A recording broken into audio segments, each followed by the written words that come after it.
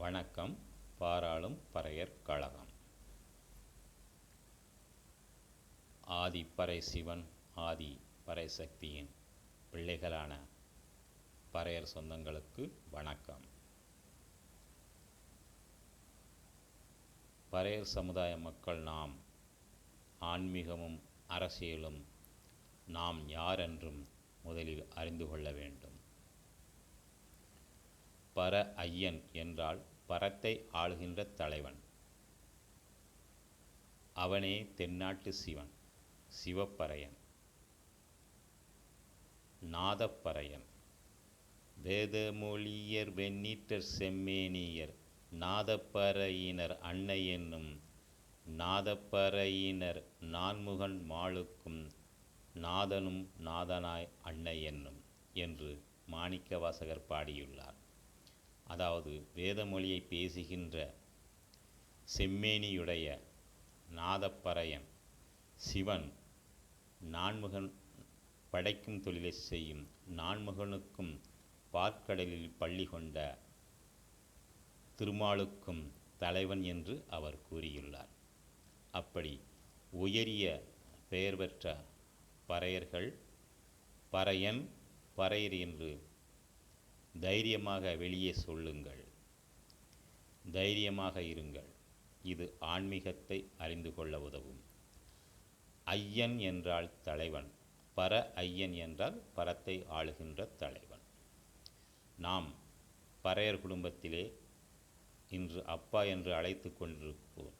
அவரை ஐயா என்று தான் அழைப்போம். ஐ என்றால் தலைவன். தமிழ் எழுத்திலே உயிர் எழுத்தில் 9வது எழுத்து ஐ. ஐ என்றால் தலைவன் என்று பொருள்படும். அதையே ஆங்கிலத்தில் 9வது எழுத்தாக ஐ வைத்துள்ளார்கள். ஐ என்றால் நான் என்று ஒருவனை குறிக்கும். தமிழிலே ஐ என்றால் தலைவன். அந்த ஐ எழுத்தை பறையர்கள் எப்பொழுதும் ஐயா என்று எழுதும்போது ஐ யா என்றே எழுத வேண்டும். பிறர் எழுதுவது போல் ஆ இ யா என்று எழுதக்கூடாது. அது பறையர்கள் தம்மைத்தாமே தாழ்த்துவதை குறிக்கும். பறையன் என்றுதான் சொல்ல வேண்டும் ஒருமையில். பறையர் என்றாலே தானாக பன்மை ஆகிவிடும், பலரை குறிக்கும் சொல்லாகிவிடும். பறையன் என்று சொன்னால்தான் சிவன் என்று குறிக்கும். தென்னாடுடைய சிவனை போற்றி, எந்நாட்டவர்க்கும் இறைவா போற்றி. இப்பொழுது 2 எழுத்தும் மிக முக்கியமானது. ஐ என், பர ஐயன். அடுத்து இந்த அரசியல் இன்று தமிழ்நாட்டிலே சாதி பெயரை பயன்படுத்தக்கூடாது என்று ஒரு செய்தி வந்து கொண்டிருக்கிறது. எல்லாரும் சாதி பெயரை பயன்படுத்தாமல் அம்மா அப்பா வைத்த பெயரை பயன்படுத்தி கொண்டிருக்கிறோம். சாதி பெயரை ஆதார் கார்டிலிருந்தே எடுக்கிறார்கள் என்று கேள்விப்படுகிறேன். இந்த அரசியல் எதுக்கென்றால் இடஒதுக்கீடு என்று ஒன்றை இல்லாமல் செய்வதற்காக செய்யப்படும் சூழ்ச்சி.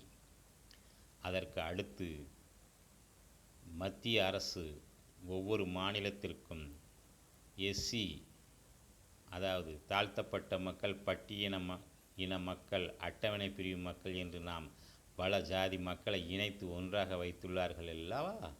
அவர்கள் முன்னேற்றத்திற்காக கொடுக்கப்படும் பல கோடி ரூபாயை பயன்படுத்தாமலே திருப்பி அனுப்பி கொண்டிருக்கிறார்கள். அதை இன்று சில பறையர்